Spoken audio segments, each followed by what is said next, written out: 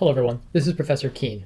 Stellarium is a wonderful software package for doing detailed stargazing from your personal computer.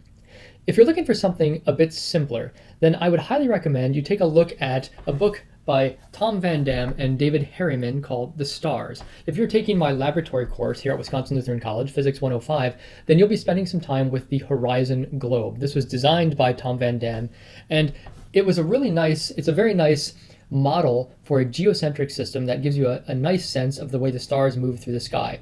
And they prepared a book to accompany this. It's by the Falling Apple Science Institute. And so what I want to do is spend a little bit of time going through their explanation. And I think it's nice because it's very simple. In a sense, it oversimplifies things at first, and that's okay. They oversimplify things so that you're able to look at the sky, identify objects, and then with increasing levels of sophistication, be able to refine your perspective on the sky. So what I'm going to be doing during this lecture is talking about their book 2 in their series from the Falling Apple Science Institute called The Stars. And I'm going to be reading certain sections of it and pointing out certain things.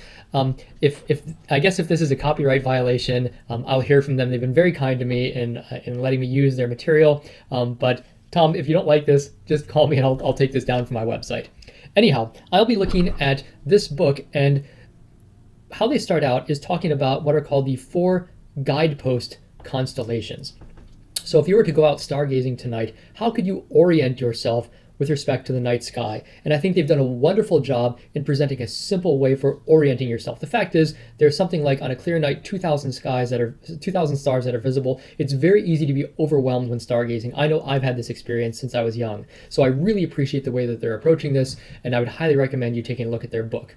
In any case, what are the 4 guidepost constellations? So throughout the ages, they say, astronomers have named the bright stars and defined certain constellations so that they could remember and communicate what they saw. The constellation is a group of stars that has been given a definite name, such as Orion, the hunter, and Taurus, the bull. So we're going to start with just 4 constellations. These 4 are famous for being easy to find, that's very important, and satisfying to view. Once you know these famous 4, it is simpler to learn everything else. We call these 4 basic constellations guideposts because they mark different areas of the sky, and we use them to find our way around or to star hop.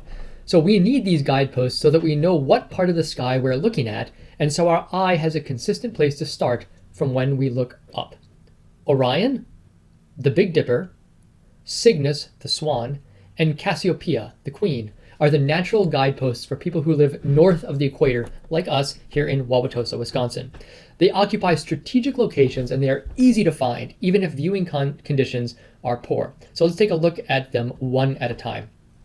So first of all, Orion. Let's start with Orion. Orion has a very distinctive, easy to find shape. He appears high overhead for optimal viewing and has more bright stars than any other constellation. So those of us who live in a city, many of the stars are very difficult to see by virtue of their dimness or their high magnitude, one would say. But some of the constellations have bright stars. Orion is one of those. Orion has 3 distinct parts. His shoulders are the topmost stars that you see. Orion's belt is his most famous feature. It goes right across his middle, 3 bright stars right in a row. 2 stars form his feet and complete the picture. So Orion is easy to find, so distinctive that we'll use him as our main guidepost constellation. And many of you have probably seen Orion. If you haven't, don't sweat it. That's why you're in Introduction to Astronomy. Once we know how to find Orion, we will use him to locate all of the rest of the stars. Now, if Orion stayed in one place all the time, then everyone would be able to find him on any starry night, and learning the constellations would be a cinch. You could simply remember Orion appears just over that tree. But like all the constellations, Orion is constantly on the move. Sometimes Orion is not even visible at all. That's why we need all 4 guidepost constellations, not just one of them. So let's continue on and take a look at the other 3 important guidepost constellations. We use the Big Dipper as our second guidepost. The Big Dipper is technically not a constellation, but is called an asterism. An asterism is a cluster of stars that stand out, but is not one of the official 88 constellations. So the Big Dipper is technically the hindquarters of Ursa Major, the Big Bear. The Dipper has 4 stars that form a bowl and 3 that form a handle. All 7 stars are similar in their brightness. When the Big Dipper is high in the sky, it appears to be upside down, so dumping out whatever liquid might be in the bowl. The Big Dipper follows Orion across the sky on a particular night. So remember, things generally rise in the east, pass through the sky and set in the west. The Big Dipper will be following Orion across the sky, so when Orion starts getting too low to be an effective guidepost constellation, the Big Dipper takes over. The Big Dipper moves across the sky, leading with its front lip and its handle following behind. Our next guidepost is not as famous as Orion or the Big Dipper, which some of you are probably already familiar with, but this next guidepost constellation is just as easy to find. Cygnus.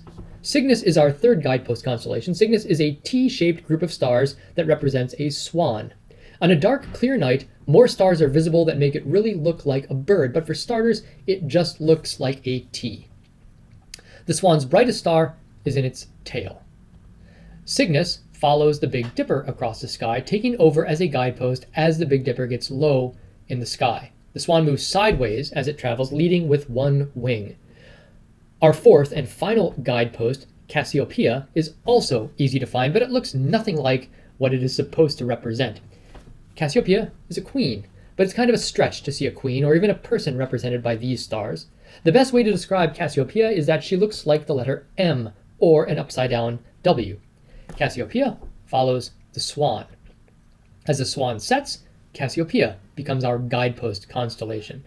After Cassiopeia, then Orion comes back around and we start all over again.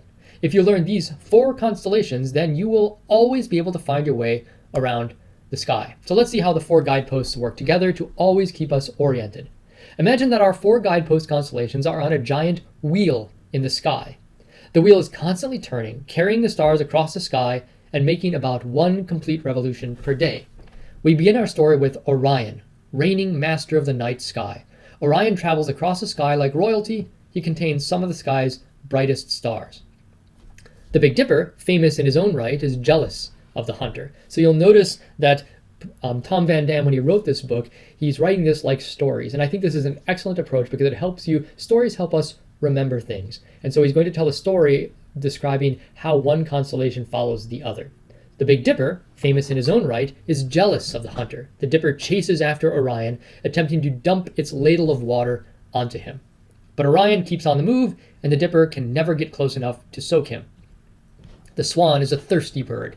He would love to get a drink from the Dipper full of cold water. Cygnus flies after the Big Dipper, but he can never quite get there. The Big Dipper continues to hurry after Orion. Cassiopeia loves beautiful things, and she wants to catch the swan for her collection. She chases after Cygnus, but the bird always seems to elude her. While Cassiopeia is intent on catching the bird, she attracts the attention of Orion the hunter. The great hunter sets his mind on pursuing the queen, and our cycle is complete. Remember the story of the chase around the sky, and you will always be able to find the 4 guideposts anytime you see the stars. If you can find one guidepost, then you will know which other guidepost is ahead of it, which is following it, and which one is opposite and therefore hidden from your view. So I think you should try this for yourself. If you see one constellation, do you know where the others are? Can you remember who is chasing whom? If you see Orion high in the sky, which of our guidepost constellations will be setting? Which will be rising? Which will be completely out of sight? What if the swan is setting in the west? Which guidepost will be rising to take its place? Think of who wants to catch the bird. Why don't we stop there, and we'll go on to the next discussion next time.